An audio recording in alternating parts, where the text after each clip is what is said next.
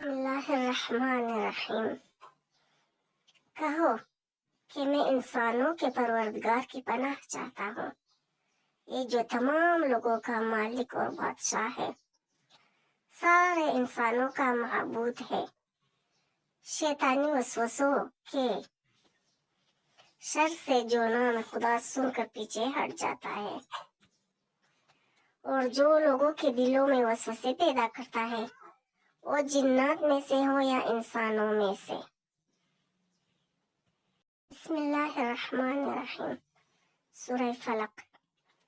کہہ دیجئے کہ میں صبح کے مالک کی پناہ چاہتا ہوں، تمام مخلوقات کے شر سے، اور اندھیری رات کے شر سے جب اس کا اندھیرا چھا جائے، اور گنڈوں اوپر پونکنے والیوں کے شر سے، اور ہر حسد کرنے والے کے شر سے جب بھی وہ حسد کرے۔ بسم اللہ الرحمن الرحیم۔ سورہ اخلاص۔ کہہ دیجئے کہ وہ اللہ یکتا ہے، اللہ بے نیاز ہے، اس کی نہ کوئی اولاد ہے اور نہ والد، اور نہ اس کا کوئی کفو ہمسر ہے۔ بسم اللہ الرحمن الرحیم۔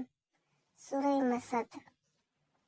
ابو لہب کے ہاتھ ٹوٹ جائے اور وہ ہلاک ہو جائے، نہ اس کا مال ہی اس کے کام آیا اور نہ اس کا کمایا ہوا سامان، وہ عنقریب بھڑکتی ہوئی آگ میں داخل ہوگا، اور اس کی بیوی جو ایندھن اٹھائے ہوئی ہے، اس کی گردن میں بٹی ہوئی رسی بندھی ہوئی ہے۔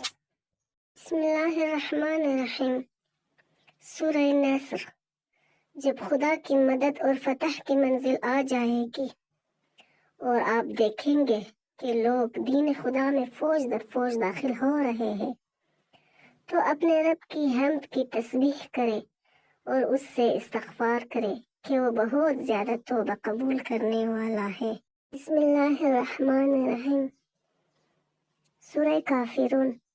آپ کہہ دیجئے کہ اے کافرو، میں ان خداؤں کی عبادت نہیں کر سکتا جن کی تم پوجا کرتے ہو، اور نہ تم میرے خدا کی عبادت کرنے والے ہو، اور نہ میں تمہارے معبودوں کی پوجا کرنے والا ہوں، اور نہ تم میرے معبود کے عبادت گزار ہو۔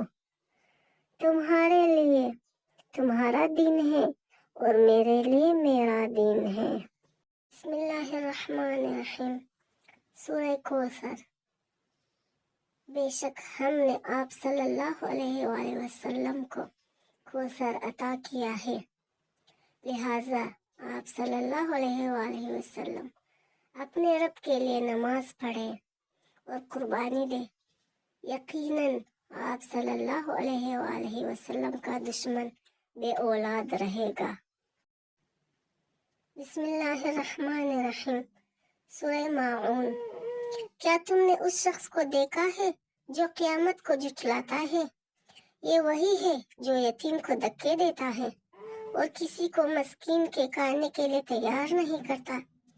تو تباہی ہے ان نمازیوں کے لیے جو اپنی نمازوں سے غافل رہتے ہیں، دکھانے کے لیے عمل کرتے ہیں اور معمولی ظروف بھی دینے سے انکار کر دیتے ہیں۔ بسم اللہ الرحمن الرحیم۔ سورہ قریش۔ قریش کو مانوس کرنے کی وجہ سے، انہیں سردی اور گرمی دونوں کے سفر سے مانوس کرنے کی وجہ سے، تو انہیں اس گھر کے رب کی عبادت کرنی چاہیے جس نے انہیں بھوک میں کھانا دیا اور انہیں خوف سے امن بخشا۔